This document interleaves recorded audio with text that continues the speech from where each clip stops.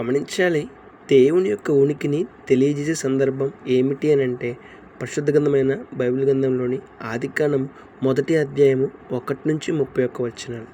దేవుడు సమస్త సృష్టిని, మనిషిని సృష్టించిన విధానాన్ని స్పష్టంగా పరిశీలిస్తే, స్పష్టంగా గమనిస్తే, స్పష్టంగా చదివితే, స్పష్టంగా అర్థం చేసుకుంటే మనకు అర్థమవుతుంది దేవుడున్నారు.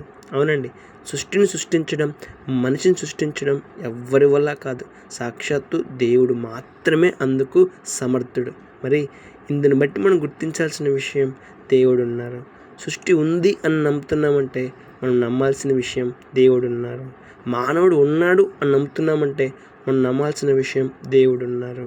దేవుడు ఉన్నారని నమ్మాం కదా, మరి దేవునికి భయపడుతున్నామా? దేవుడు చెప్పినట్లుగా జీవిస్తున్నామా? దేవుడు ఆశించిన జీవితాన్ని కలిగి ఉన్నామా? దేవుడు చెప్పినట్టుగా జీవించి ఫలితంగా ఆశీర్వాదాన్ని పొందబోతున్నామా? ఒకసారి ఆలోచించేద్దాం. మన జీవితాన్ని మార్చుకుందాం. దేవుడు ఉన్నారని గుర్తిద్దాం. దేవునికి భయపడదాం.